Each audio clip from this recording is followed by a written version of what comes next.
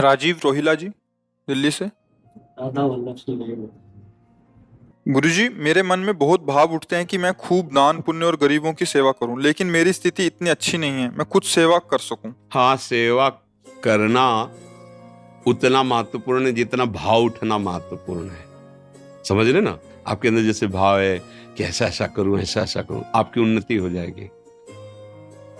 क्रियाएं, मान लो आपके पास 4 रोटी है, 4 पाते हो, तो 1 रोटी निकाल दो, 1 रोटी की भूख रखो, उसमें से चिड़िया, पंछी, गऊ किसी को भी दे दो, आए हुए भूखे अतिथि, किसी साधु महात्मा किसी को भी दे दो। आपकी वो 1 रोटी दूसरे के करोड़ों मन अन्नदान के बराबर नहीं होगी, क्योंकि आप उतनी सामर्थ्य वाले हैं और आपका भाव बहुत है। बस वो भाव काम कर जाएगा। समझ रहे हो?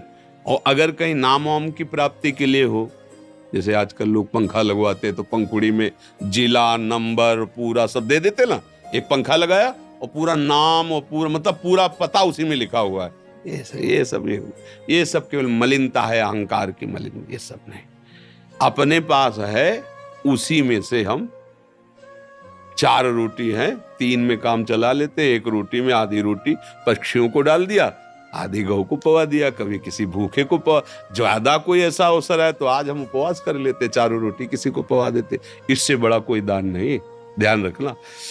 एक बार एक मुदगल नाम के ऋषि थे, वो सीलोंच वृत्ति से जीते थे। सीलोंच कहते हैं, ये शास्त्रीय शब्द है।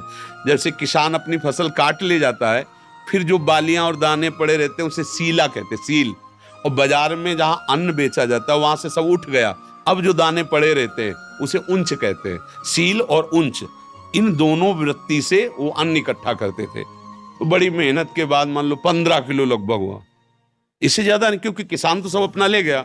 अब जो 1 बाली 1 दाना ऐसे पड़ा खेतों में वो बिन लिया, बाजार उठ गई, जो दाना पड़ा है वो बिन लिया, और उसको भुनवा लेते थे और उसका बस सतुआ बना लेते थे और उसी से जीवन काटते थे। रात दिन भजन तपस्या और उसी को पाते थे।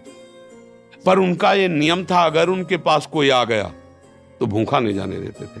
अब एकांत जंगल में रहते थे, ऐसे कोई जल्दी आता ही नहीं था।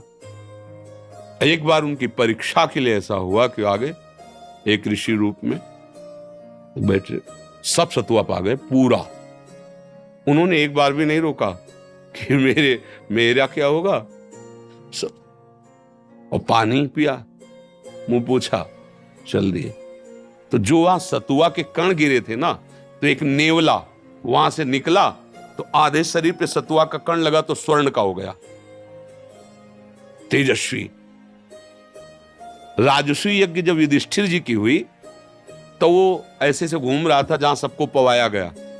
फिर भगवान श्री कृष्ण और अर्जुन युधिष्ठिर जहां बैठे थे वहां से निकला और कहा, ये मुदगल ऋषि की सतुआ यज्ञ से बढ़ के नहीं है, राजसूय यज्ञ हुआ। तो भगवान ने कहा, ऐसा क्यों तुम कहते हो?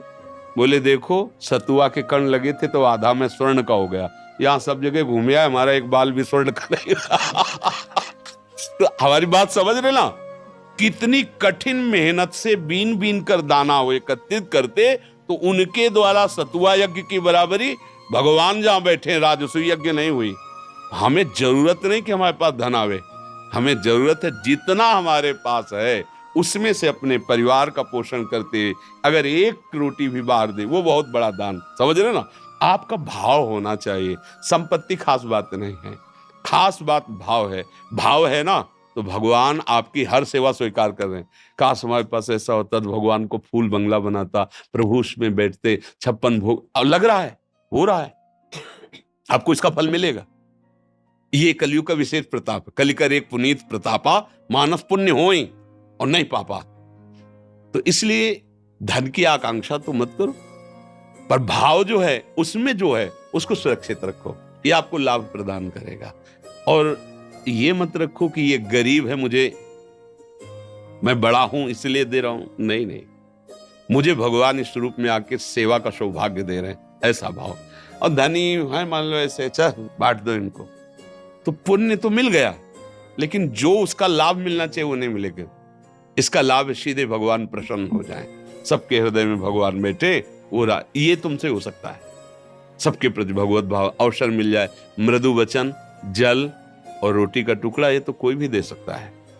सब अन्न खा के जीते हैं। आज हम उपवास करेंगे, आज का भोजन हम किसी को देंगे। मान लो हम गरीब हैं कि हम दोबारा अपने लिए भोजन तैयार नहीं कर सकते, इतनी सामर्थ्य नहीं, तो आज हम उपवास कर जाएंगे, मरेंगे नहीं। आज हम किसी संत को पवा देते, किसी भूखे को पवा देते, किसी पशु को दे देते। ऐसी भावना रखो, भगवान मुझे धन दे तब मैं से, ऐसा नहीं होता। वो धन आएगा तो हो सकता है ऐसी प्रमाद स्थिति हो जाए कि ऐसे अपराध बनने लगे कि जिसका भाव करते हो भाव ही खत्म हो जाए। इसलिए बहुत सावधान होकर के चलो। भगवान जिस परिस्थिति में रखें बहुत अच्छा है, और भाव बढ़ाते चले जाओ। भगवान भाव के भूखे हैं, भाव का भूखा हूं मैं, और भाव ही एक सार है।